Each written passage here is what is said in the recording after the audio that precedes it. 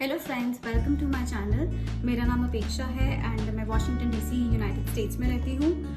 Bye profession I am a doctor and I moved to United States last year.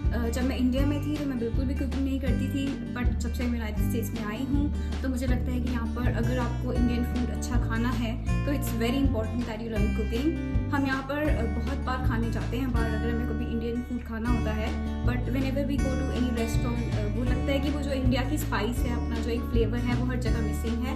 सो इसलिए उस चीज़ से inspire होके मैंने अब घर पे पिछले 1 साल से काफ़ी कुकिंग करना सीखी है। मैंने बहुत सारे चैनल्स फॉलो करती हूँ, बहुत सारे शेफ्स की रेसिपीज़ पढ़ती हूँ and I always try to get the best from everyone.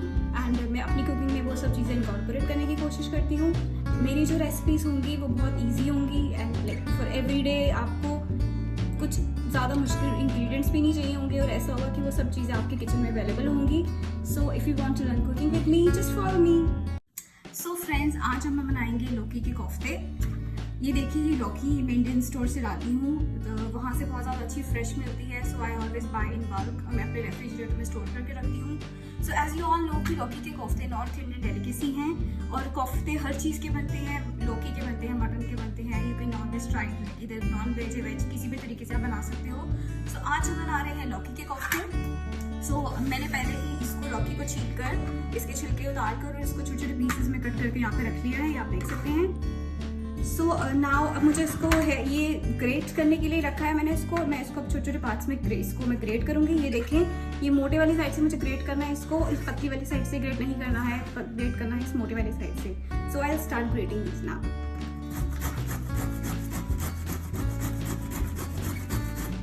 आप देख सकते हैं ये कुछ इस तरह से लग रहा है। So meanwhile I just continue grating it.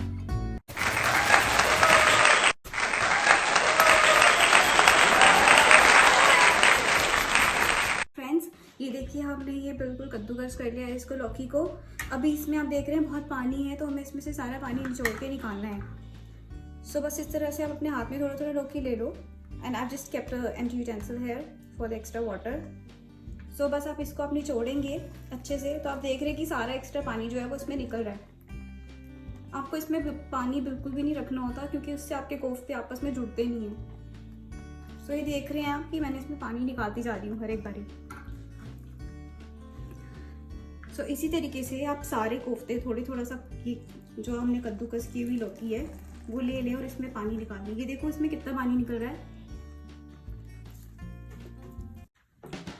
सो ये देखिए, हमने इसमें सारे में से पानी निकाल दिया and just have a look इसमें से कितना ज़्यादा पानी निकला है। So this is the main motive इस स्टेप का कि आपको जितना मैक्सिमम इसमें से एक्सेसिव वाटर है आपको निकाल के रखना है। Now coming back to the masala जो इसमें हमने डालने हैं। So let's have a look at the मसाले जो मैं यहाँ पे रखती हूँ। हमें इसमें कुछ चीज़ें डालनी है, क्यूमिन सीड्स या ज़ीरा, टर्मरिक, हल्दी, then red chilli powder, this is coriander powder, ये है कस्तूरी मेथी, ये है बेसन, ये है कटी हुई हरी मिर्चियाँ, दिस इज कोरिएंडर, और ये मैंने रखा है अनारदाना। अनारदाना स्पेशली मैं अपनी मम्मी से इंडिया से मंगवाती हूँ, जम्मू से, क्योंकि वहाँ का अनारदाना बहुत फेमस होता है और बहुत ज़्यादा ही इसका फ्लेवर अच्छा होता है। So these are the basic ingredients that I am going to add in the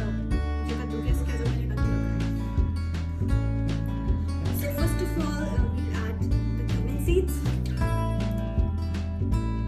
Then we'll add the turmeric powder. We'll add red chili powder. इसको आप अपने फ्लेवर के हिसाब से डाल सकते हैं। अगर आपको ज़्यादा तीखा पसंद है तो ज़्यादा डाल सकते हैं, अगर आपको नॉर्मल पसंद है तो नॉर्मल भी डाल सकते हैं। Then this is the coriander powder. Coriander powder से बहुत अच्छा फ्लेवर आता है, so it's a must. मैं तो coriander powder बहुत ज़्यादा रिकमेंड करूँगी आपको हर रेसिपी। और ये हम डालेंगे इसमें कस्तूरी मेथी। कस्तूरी मेथी की खुशबू बहुत अच्छी होती है, it gives a very nice flavour to all the recipes. ये है हमारी जो हरी मिर्चियाँ रखी हैं और ये चॉप किया हुआ कोरिएंडर, और ये हम इसमें डालेंगे अनार। अब हमें इसमें डालना है बेसन। बेसन आपको ज़्यादा नहीं डालना है, आपने सिर्फ 1 या 2 चम्मच बेसन डालना है। बेसन हम इसमें इसलिए डालते हैं क्योंकि ये कद्दूकस किया ये जो है लौकी है, ये उसको आपस में जोड़ के रखता है, it helps it to give the shape of the kofta जो बनाते हैं हम। पर अगर आपको बेसन ज़्यादा भी नहीं डालना है, क्योंकि अगर आप बेसन बहुत ज़्यादा डालेंगे तो आपके कोफ्ते बहुत ज़्यादा हार्ड हो जाएंगे और वो आपकी ग्रेवी में बिल्कुल भी अच्छे से नहीं बनेंगे।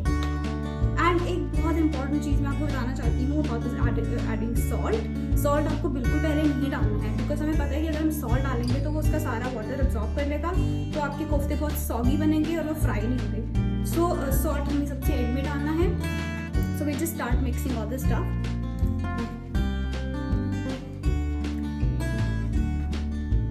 आप देख सकते हैं कि अगर आपको बेसन की जरूरत ज़्यादा लगेगी तो आप इसमें थोड़ा सा बेसन और भी डाल सकते हैं, बिकॉज बेसन इट हेल्प्स इन बाइंडिंग। सो ये देखिए हमने इसको बहुत अच्छे से आपस में मिक्स कर लिया है ये, एंड यू कैन सी कि अगर हम इसको बॉल्स के शेप में करेंगे तो ये आपस में रोल हो जाएंगे and they have started to form balls, और हम इसको कोफ्ते की शेप दे सकते हैं। सो अब हम जब देखेंगे कि इस स्टेज पे हम आ गए हैं और हमें अपने कोफ्ते अब फ्राई करने हैं, तो जैसे जैसे हम एक एक कोफ्ते को बनाने का मिक्सचर देते जाएंगे हमें वैसे ही सॉल्ट ऐड करना है। आपको बिल्कुल बाकी मिक्सचर में सॉल्ट ऐड करके नहीं रखना है।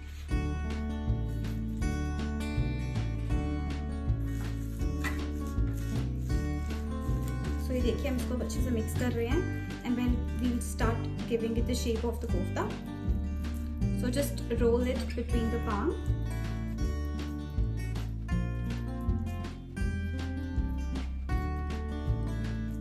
एंड सी ये कितनी अच्छी शेप में रोल हो गया है, और इसी तरह के हमें सारे कोफ्ते आपस में बनाते जाने हैं। You just have to roll them between your palm. ये कोफ्ते बनाए हैं and they look really nice, और इनकी शेप भी बिल्कुल अच्छी लग रही है और एकदम से बिल्कुल परफेक्ट लग रहे हैं, और हर एक इंग्रेडिएंट इसमें अच्छे से दिख रहा है। So now we come to the frying. So fry करने के लिए I always try to use the air fryer because मुझे लगता है कि ये सबसे ज़्यादा इकोनॉमिकल होता है, it's very healthy. So बहुत ही कम ऑयल यूज होता है। So I use this oil and this is the non-stick cooking spray olive oil. और क्योंकि मैं ये बिल्कुल एक बार ही आप स्प्रे करोगे उसके पैन पे तो आपके पूरे कोफ्ते अच्छे से फ्राई हो जाएंगे। So let's keep the temperature of the air fryer at 375 और मैं इसको प्रीहीट करूंगी।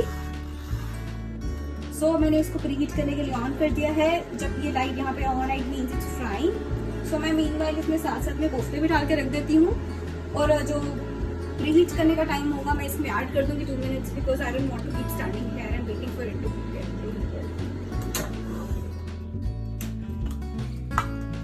सो ये आप देख सकते हैं मैं इसके अंदर हल्का सा बिल्कुल स्प्रे कर रही हूँ ऑयल का, बहुत हल्का सा, and I will keep all this kofta. मैं इसके अंदर यहाँ पे रख दूंगी अलग अलग से।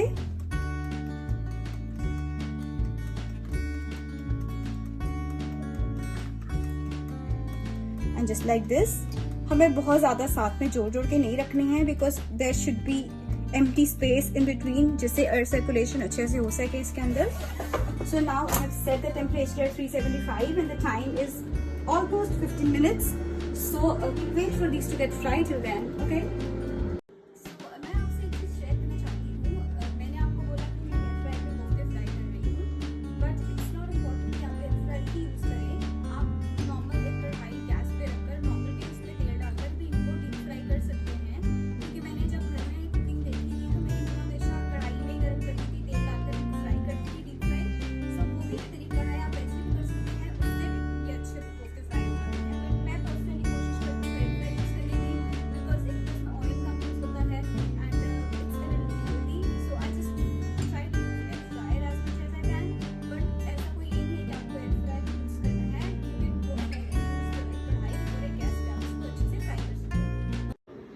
सो फ्रेंड्स, जब तक हमारे कोफ्ते फ्राई हो रहे हैं तब तक हम ग्रेवी तैयार कर लेते हैं। ग्रेवी तैयार करने के लिए हमें चाहिए सबसे पहले तो अनियंस, मैंने इनको पीसेस में कट करके रखा है, साथ में गार्लिक और green chillies and tomatoes. Onions, garlic और टमाटोज को आप इकट्ठे साथ में ब्लेंड करके इनकी प्यूरी बनाएंगे, एंड जो टमाटोज हैं इनको आप अलग से ग्राइंड करके इनकी अलग से प्यूरी बनाएंगे। तो फ्राई हो चुके हैं, you can just have a look this, they look so good. हम इनको बाहर एक पैन में निकाल के रख लेते हैं अलग से कटोरी में, एंड जो रिमेनिंग बाकी कोफ्ते हमारे बचे हुए थे हम उनको भी वापस इसमें डालकर रख सकते हैं दोबारा से। I'm just keeping this again at 375 for 15 minutes. So friends, let's start with the gravy for the kofta. हमने इसमें ऑयल गरम कर लिया है पैन में। So first of all we'll start with adding some cumin seeds.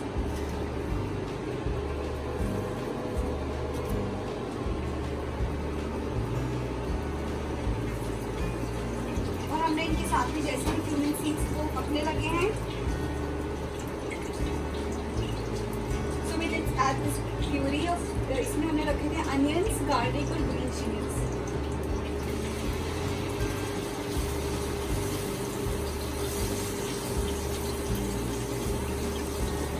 तो हमें इसको अभी बहुत अच्छे से पकाना है, हमें इसको ब्राउन कलर लाना है.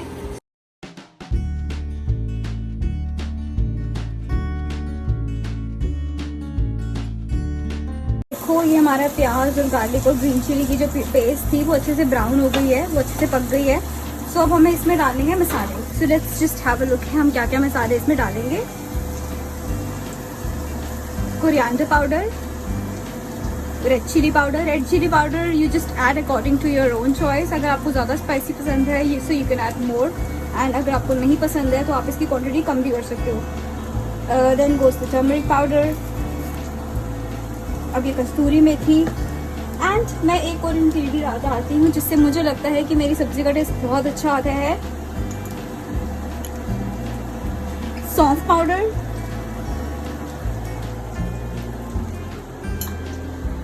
सो let's just give it a stir.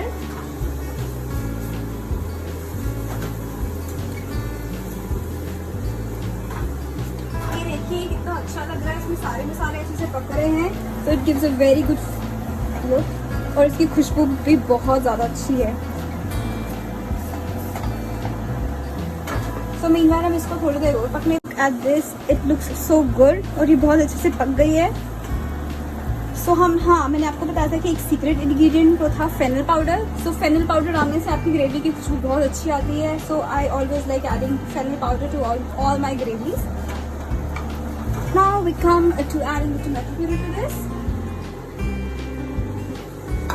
Always make sure कि आपके जो बाकी मसाले आप प्याज में डालते हैं वो आप पहले डाल दें और टमाटर आप बाद में डालें, because you don't want your tomatoes to be over cooked, क्योंकि उससे उनका फ्लेवर खत्म हो जाता है. सो पहले आपके मसाले और प्याज अच्छे से भून गए थे, देन यू ऐड टोमेटोज. सो इससे जो टोमेटोज की रिचनेस होती है और जो फ्लेवर होता है वो तो मेंटेन रहता ही है, बट ग्रेवी भी आपकी अच्छी होती है. So we just give it a stir and will keep it cooking on medium flame for another 5 minutes. So salt you can just add according to your own taste. अगर आप ज़्यादा salt खाते हैं तो ज़्यादा डालो, अगर कम खाते हैं तो कम डालो. So you just keep on cooking this for another 5 to 10 minutes till it leaves the oil. ये तेल छोड़ देगी सब्जी मसाला और ये थोड़ा अच्छे से भून जाएगा. So just look at the gravy, ये बहुत अच्छे से भून गई है. Just look at the consistency and colour, it looks so beautiful. So now it's time to add a secret ingredient जो आपकी रेसिपी को बहुत ज़्यादा अच्छा बना देगा. It gives a very like different flavour. वो है कर्ड. सो मेक श्योर जब आप कर्ड ऐड करें अपनी सब्जी में तो फ्लेम इसका हमेशा लो होना चाहिए. बहुत अच्छे से पक गया है. So now it's time to add some water to this. So हम इसमें पानी डालेंगे धीरे धीरे से. पानी आप उतना ही डाल सकते हैं जितनी कंसिस्टेंसी आपको ग्रेवी की चाहिए. अगर आपको बहुत ज़्यादा पतली ग्रेवी पसंद है तो आप पानी ज़्यादा डाल सकते हैं. अगर आपको थिक ग्रेवी पसंद है तो पानी कम डालें. तो हमें पर्सनली ग्रेवी थोड़ी थिक भी अच्छी लगती है, तो हम पानी उस हिसाब से थोड़ा कम ही डालूंगी मैं इसमें.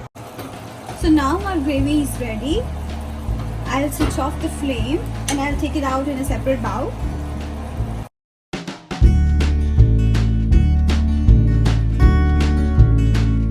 सो फ्रेंड्स, हमारे कोफ्ते और ग्रेवी तैयार है. सो अब इसको सर्व किस तरह से करना है, it depends on your own personal preference. कुछ लोग कोफ्ते ग्रेवी में मिक्स कर और वैसे सर्व करते हैं.